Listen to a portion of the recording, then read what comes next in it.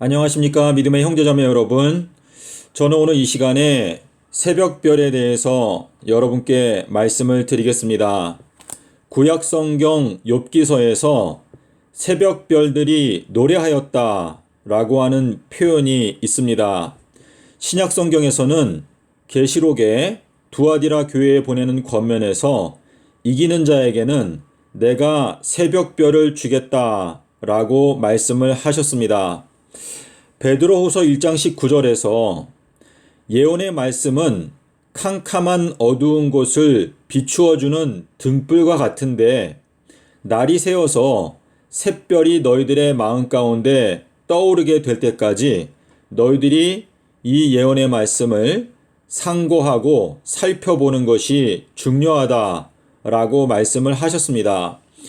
이 새벽별이라고 하는 표현을 헬라어와 히브리어를 가지고 자세하게 살펴보게 되면 이 새벽별이라고 하는 헬라어의 의미는 먼저 뜨는 별이다 라고 하는 뜻입니다.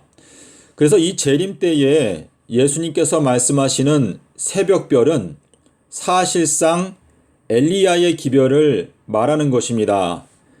헬라어로 프로이논인데 이 프로이논이라고 하는 이 단어는 먼저라고 하는 일찍이라고 하는 의미를 갖고 있습니다. 마태복음 17장 11절에서 예수님께서 말씀하시기를 엘리야가 먼저 와서 모든 것을 회복하게 될 것이다 라고 말씀을 하셨습니다. 이 회복이라고 하는 것은 재림 때에 이루어지게 되는 말씀의 회복을 말하고 있는 것인데 엘리야가 먼저 온다라고 하는 이 표현은 엘리야가 먼저 뜨는 별과 같이 새벽별과 같이 먼저 비추어 줄 것이다 라고 하는 의미에서 말씀을 하신 것입니다. 자, 구약 성경에서 욥기서 38장에 보면 새벽별들이 노래하였다라고 하는 표현이 나오는데 히브리어로 새벽이라고 하는 단어는 찾는다, 자세하게 살펴보다, 깊이 생각하다 라고 하는 의미를 담고 있습니다. 그래서 이 새벽별들이라고 하는 것은 헬라어와 유사하게 가장 먼저 말씀을 자세하게 살피고 그 의미를 깨닫게 되는 사람 또는 사람들을 새벽별들이다 라고 표현하고 있는 것입니다. 에스겔서 34장 11절에 보면 이 새벽이라고 하는 단어가 여기에서 내가 내 양을 찾고 찾되, 자, 이 찾고 찾는다라고 하는 표현은 마태복음 7장에서 너희가 나를 찾고 찾으면 만나리라 라고 하는 그 말씀과 같이 말씀을 자세하게 상고한다라고 하는 표현이 새벽이라고 하는 뜻입니다. 우리 시편에 보면 새벽에 하나님을 찾는다, 또 기도한다 라고 하는 표현이 나오는데 그 내용도 저희가 같은 맥락에서 이해하면 되겠습니다. 자, 이 새벽이라고 하는 히브리어 단어는 바카르라고 기록하는데 이 바카르라고 하는 이 단어는 새벽이라고 하는 뜻이 있고 또 송아지라고 하는 뜻이 있습니다. 그리고 찾는다, 또 살핀다 라고 하는 뜻이 이 같은 철자에서 여러 가지 의미로 사용이 되고 있습니다. 그래서 여러분께서 여기 송아지를 보시게 되면 계시록에 네 생물이 나오는데 두 번째 생물이 송아지의 모양을 하고 있다 라고 하는 말씀을 여러분께서 생각하시면서 이 말씀을 그런 맥락에서 또 이해하실 수가 있겠습니다. 자, 아기 예수님께서 태어나셨을 때 동방, 이거 동쪽에서 세 사람이 나타나게 되는데 이 세 사람은 이 별의 인도를 받아서 결국은 예수님을 만나게 되었는데 여기에 나타나고 있는 이 세 사람은 재림 때에 나타나게 되는 엘리야와 두 선지자를 말하는 것인데 이 세 사람은 예수님께서 베드로와 요한과 야고보를 선택하셔서 이 세 사람이 변화산의 경험을 하였고, 또 예수님께서 죽은 자를 살리실 때도 베드로와 요한과 야고보 이 세 사람만 데리고 들어가서 그 죽은 자를 살릴 때 세 사람만 따라오는 것을 허락하셨습니다.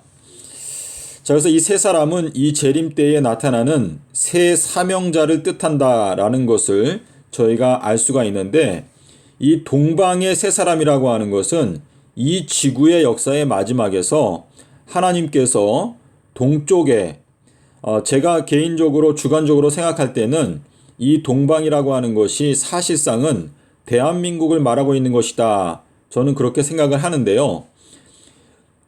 여기에 나타나고 있는 이 별이라고 하는 것은 엘리야의 메시지를 통해서 세 사람이 일어나게 되는데, 그 세 사람이 예수님을 먼저 발견하게 되고, 이 세 사람이 이 보화라고 하는 것은 마태복음 13장에서 밭에 감추인 보화가 나옵니다. 그리고 주님께서 부자 법관에게 말씀하시기를, 너가 재산을 다 팔아서 가난한 자들에게 나누어 주게 되면 하늘에서 보화가 내게 있을 것이다 라고 말씀하셨는데, 지금 여기에 나오는 값진 보화, 이 값진 보화는요, 예수님께서 값진 진주라고 또 말씀을 하셨는데, 이 진주는 바로 지혜를 말하는 것입니다. 근데 주님께서 말씀하시는 가장 값진 지혜는 요나의 표적 속에 들어있다는 것을 예수님께서 마태복음 12장 40절부터 42절에서 말씀을 하셨습니다. 그래서 지금 이 세 사람은 주님께서 선택하시는 세 사명자를 뜻하는데, 이 세 사람이 주님께 드리는 보화가 황금과 그리고 유향과 그리고 모략이었습니다. 자, 이 모략이라고 하는 것은 쓰다라고 하는 뜻인데, 이 쓴 예언의 말씀 1844년에 쓴 경험을 깨닫게 될 때,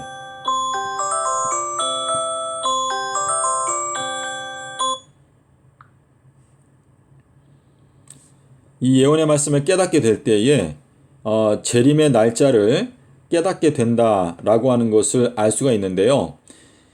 이것은 아론에게 부었던 관유, 이 관유에도 보면 관유를 만들 때 액체 모략으로 만들어라. 근데 액체라고 하는 것은 희년, 자유를 뜻하는데요. 제비를 뜻합니다. 제비. 우리 격암유력에도 보면은 이 을자가 나오는데, 이 을자는 제비를 뜻합니다. 그리고 궁이 나옵니다. 궁. 궁은 활을 뜻합니다. 그리고 활은 무지개를 뜻합니다. 이거는 히브리어 원어를 보면 그런데요. 제가 아까 송아지를 말씀드렸는데, 격암유력에도 이 소 우는 소리에 대해서 나오는데요. 그것도 여러분께서 연관지어서 생각하시면 되겠고, 그리고 이 유향이라고 하는 것은, 이거는 계시록 1장에 나타나 있는 풀무불에 단련한 빛난 주석과 같다. 거기에 보면 유향이라고 하는 단어가 적혀 있는데, 이 유향이라고 하는 것은 숫자가 3030입니다. 이건 3030년의 비밀이 함께 숨겨져 있는 것인데, 예수님의 발은 삼낮 삼밤 땅속에서를 말하는 것이거든요. 근데 풀무불은요 2575일을 말해요. 요거는 스트롱 사전을 보셔야 되는데, 그리고 이 금이라고 하는 것은 히브리어로 보게 되면 이게 성벽을 뜻하고 14만 4천인들을 또한 의미하는데, 이 금이라고 하는 것은 불로 연단한 금인데, 예수님의 말씀 흙 도가니에 7번 단련하는 은과 같다라고 하는 표현이 있는데, 금이라고 하는 것은 값진 보석을 말하는 것이고, 이것은 찌꺼기가 없는 순수한 예수님의 말씀을 의미하는 것입니다.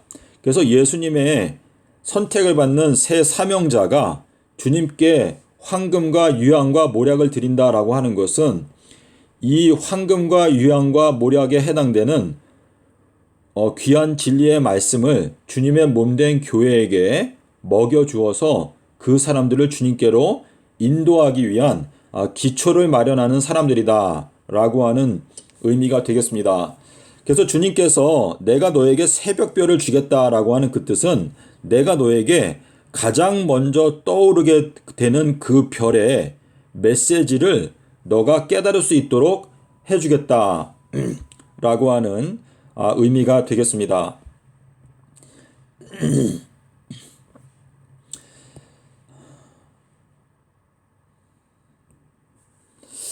자, 이 내용은요, 제가 지금 여기 태초라고 적어놨는데요.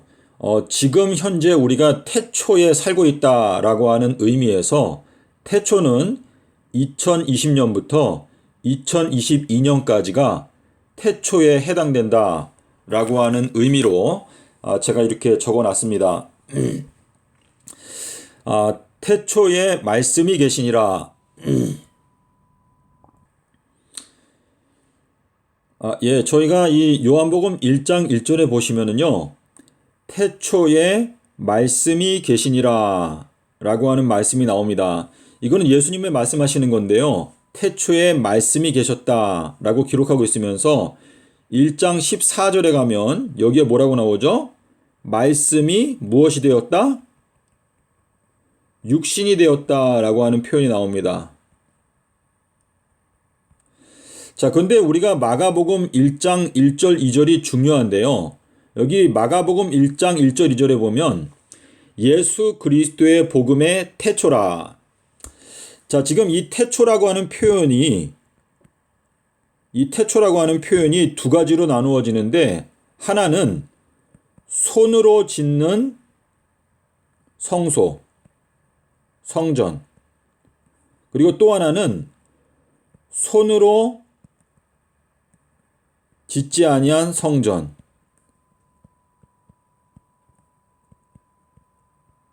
요 말씀을 여러분께서 좀 집중해서 들어보시면 좋겠습니다.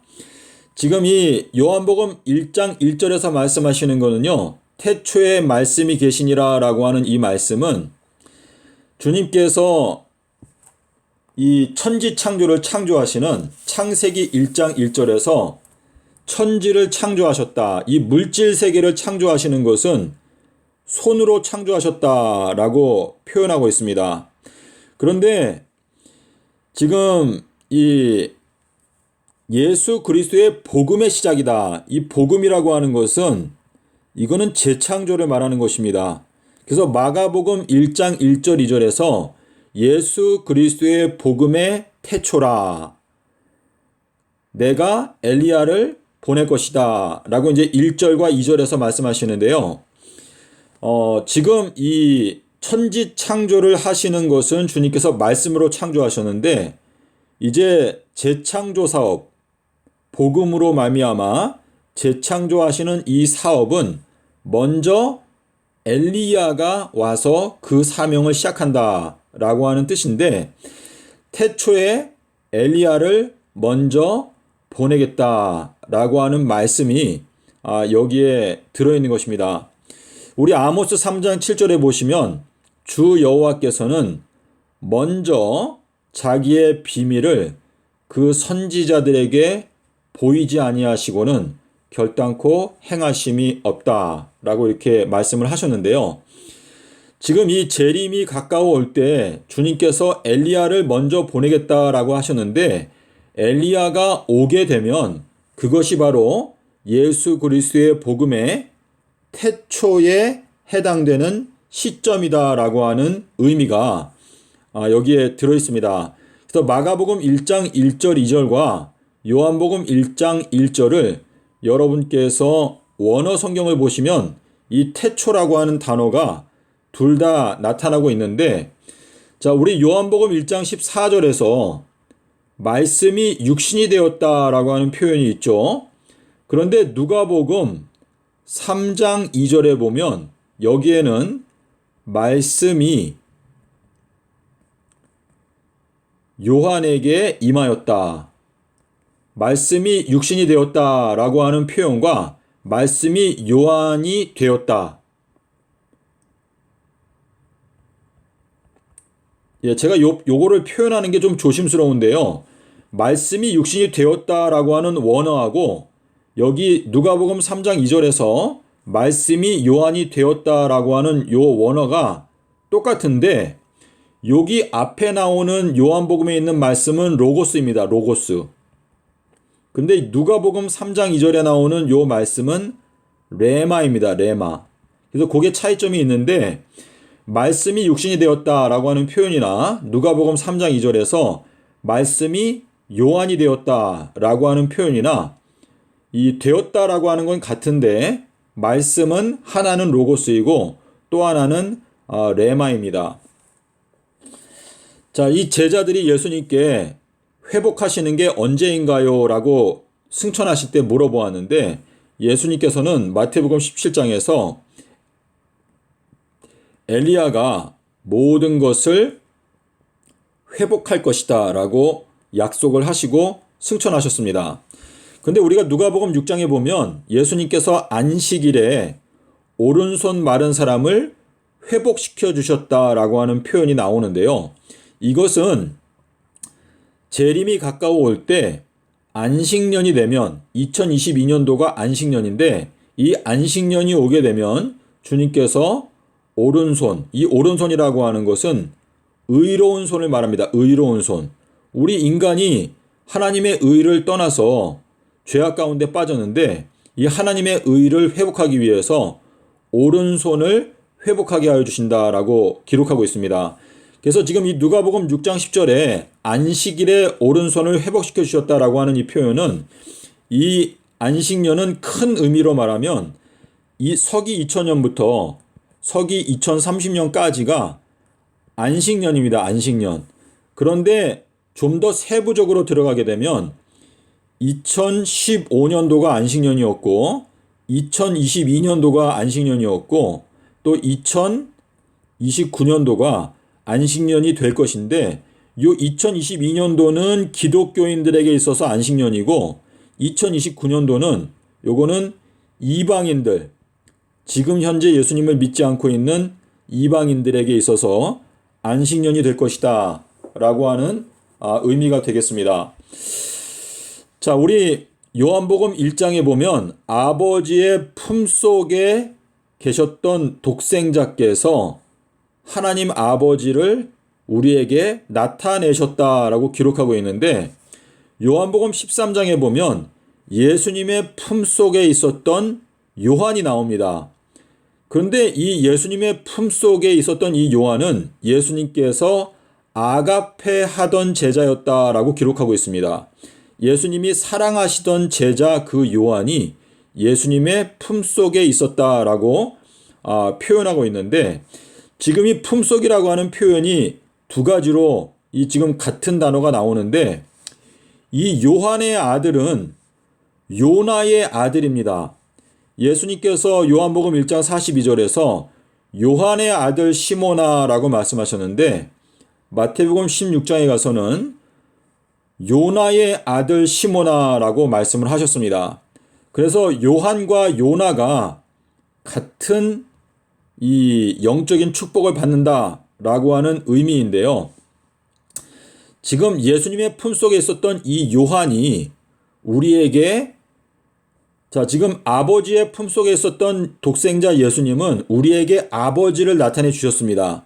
그런데 예수님의 품속에 있었던 이 요한은 우리들에게 예수님을 증거한다라고 하는 뜻인데 침례 요한이 태어났을 때 그의 이름을 요한이라고 하였는데 이 요한은 요한복음 1장 6절부터 읽어보시게 되면 이 요한은 예수님을 증거하기 위해서 왔다.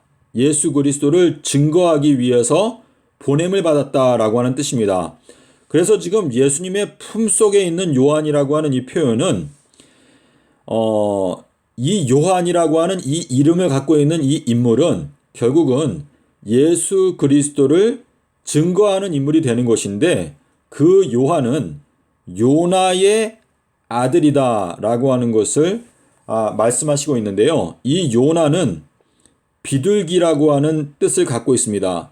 그래서 이 비둘기라고 하는 것은 비둘기 성령을 뜻하는 것인데 비둘기 성령을 받게 되는 그 사람은 요한과 같은 존재가 되는 것이고 예수님의 품속에 있는 존재와 같은 사람이 되는 것인데 그가 예수님을 증거한다 라고 하는 의미로서 말씀을 하시는 것입니다. 자, 그래서 이 마지막 때 예수님의 품속, 이 품이라고 하는 예수님의 가슴인데요. 가슴에는 우리가 의의 흉배를 붙이라 라고 말했습니다. 의의 흉배. 그래서 이 의라고 하는 것은 예수님의 의인데 예수님의 의는 예수님께서 마태복음 12장 40절부터 말씀하시기를 너희들의 마태복음 5장 20절과 같이 보면 너희들의 의가 서기관과 바리새인들보다 더 크지 못하면 근데 여기 요나의 표적을 말씀하실 때 나는 솔로몬보다 더 크다. 나는 요나보다 더 크다. 그래서 이 삼낮 삼밤 땅속에서가 가장 큰 예수 그리스도의 의가 된다라고 하는 뜻인데 이 의라고 하는 것은 가슴, 품속을 의미합니다. 그래서 요나의 표적은요. 삼낮 삼밤 땅속에서라고 예수님께서 말씀을 하셨습니다. 근데 누가복음 11장 30절에 보면 인자도 이 세대 가운데에서 표적이 될 것이다 라고 말씀을 하셨는데 누가복음 21장에서는 이 세대가 지나가기 전에 모든 것이 이루어지게 될 것이다 라고 말씀하셨습니다. 그래서 지금 이 마지막 때 재림 때에 주님께서 이 인자가 재림 때에는 엘리야라고 하는 것을 여러분께서 마음 가운데 이해하시면 이것을 좀 더 구체적으로 알 수가 있는데요. 마가복음 9장 12절과 13절의 말씀을 보시게 되면 재림 때에 인자가 오는데 그 인자는 바로 엘리야를 일컫는 것이다. 제가 지금 여기에서 이 엘리야를 자꾸 언급드리는 이유는요. 엘리야는 질그릇과 같은 존재인데 주님께서 이 질그릇을 사용해서 이 마지막 시대를 끝내시겠다라고 하는 의미로 말씀을 하시는 건데요. 주님께서 말씀하시는 인자는 엘리야를 일컫는 것입니다. 예, 제가 어느 정도 말씀을 드렸는데 지금 저희가 조금 더 잠깐만요. 제가 지금 여기 히브리서 9장에 와 있는데요. 여러분께서 꼭 기록해 놓아야 되는 성경 구절은 마가복음 14장 58절 그리고 여기 11절 그리고 24절. 자, 지금 여러분께서 요거는 기록해 놓으세요. 마가복음 14장 58절하고 그리고 여기 히브리서 9장 11절 그리고 24절 요 구절이 연결되어져 있는데요. 자, 예수님을 사람들이 십자가에 못 박기 위해서 고소할 때 예수님에 대해서 뭐라고 고소했냐면 이 예수라는 사람이 성전을 헐게 되면 손으로 짓지 아니한 성전을 3일 동안 건축할 것이다 라고 주장합니다 라고 고소하였습니다. 자, 그런데 지금 여기 히브리서의 9장에 보게 되면 그리스도께서 장래 좋은 일에 대제사장으로 오셔서 손으로 짓지 아니한 것, 곧 이 창조에 속하지 아니한 더 크고 온전한 장막으로 말미암아. 지금 여기 창조에 속하지 아니했다라고 하는 것은요. 예수님의 육체를 가리키는 것입니다. 예수님의 육체는 창조에 속한 것이 아니고 스스로 계신 분의 육체인데 그 스스로 계신 그 분의 육체를 통해서 이제 이 세상을 구원한다라고 하는 뜻인데 저희가 24절에도 가보겠습니다. 예, 여기 보면 그리스도께서 참것의 그림자인 손으로 만든 성소에 들어가지 아니하시고 바로 그 하늘에 들어가사 이제 우리를 위하여 하나님 앞에 나타나시고. 그래서 지금 예수 그리스도 그분 자신은요 창조에 속하지 아니한 성소입니다. 근데 예수님께서 지금 이 창조 사업을 두 가지로 하시는 것인데 예수님의 성함을 여호와라고 하는 그 이름을 저희가 생각해 보게 되면 여호와라고 하는 것은요. 지금 야훼라고 하는 것이 이 첫 번째 단어는 하나님의 손가락으로 창문을 연다라고 하는 뜻이고, 이 두 번째는 이건 못인데 십자가를 말합니다. 못으로 창문을 연다라고 하는 뜻인데, 출애굽기에서 하나님께서 모세에게 내가 너에게 이제 나의 이름을 여호와로 소개하겠다라고 말씀을 하신 다음에 그 다음에 장자 재앙을 이제 허락하시면서 출애굽을 보여주시거든요. 자, 그 내용은 여러분께서 출애굽기 제 기억으로 6장인데 출애굽기 6장 출애굽기에서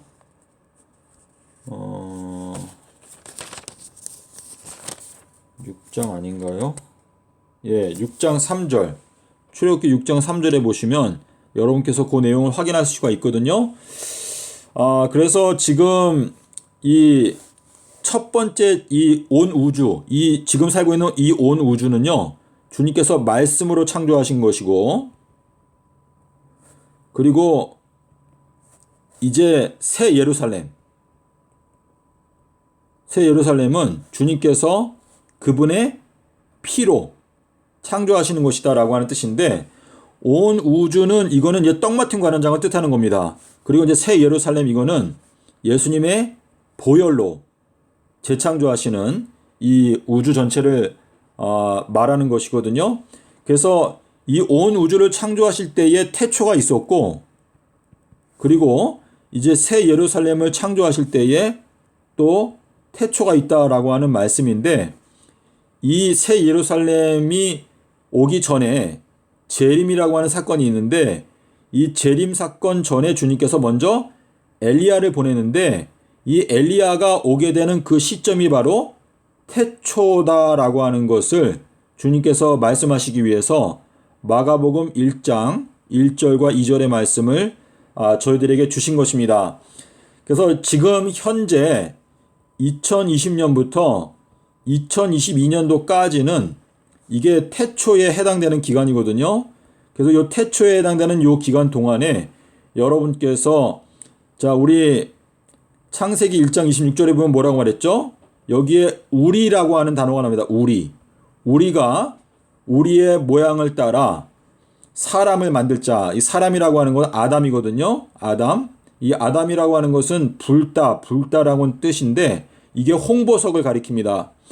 그래서 지금 이 마지막 때에는 엘리야뿐만 아니고 주님의 자녀들을 모아서 이제 새 예루살렘을 건축한다라고 하는 의미인데, 이사야서 58장 12절과 또 61장 4절에 보면 역대에 파괴되어져 있었던 기초를 다시 건축한다라고 하는 말씀이 있습니다. 지난 2000년의 세월 동안에 완전히 무너져 버렸던 하나님의 말씀이 다시 건축되는 것인데, 마태복음 11장 10절에서 엘리야가 와서 너희들의 가는 길을 건축할 것이다 라고 말씀을 하셨습니다. 여러분께서 이 길이라고 하는 것은 우리가 마지막 때에 걸어가는 길을 말하는 것인데, 이 길을 우리가 깨닫지 못하면 저희들이 다 실족하여 넘어지고 멸망을 당하게 되는데, 예언을 알게 되면 빛이 있을 동안에 빛을 믿으라. 그리하면 빛의 자녀가 되리라. 소경이 소경을 인도하면 둘 다 구덩이에 빠진다. 요한복음 10장 2절에서 좁은 문으로 들어가는 그 사람이 양의 목자가 될 것이다 라고 말했는데, 그 좁은 문을 여러분께서 발견해야 그 좁은 문으로 들어갈 수가 있는데, 그 좁은 문이 2023년도 3월 23일 날 이제 닫히게 된다라고 하는 것을 여러분께서 알아야 여러분께서도 역시 때를 따라서 양식을 나누어 줄 수 있는 목자들에 들어갈 수가 있다라고 하는 의미가 되겠습니다. 자, 여러분께서 이 말씀을 곰곰이 생각하시면서 이 시대를 분별하고 또 깨어서 주님의 사업에 함께 협력하게 되는 주님의 자녀들이 되시기를 기원드립니다. 감사합니다.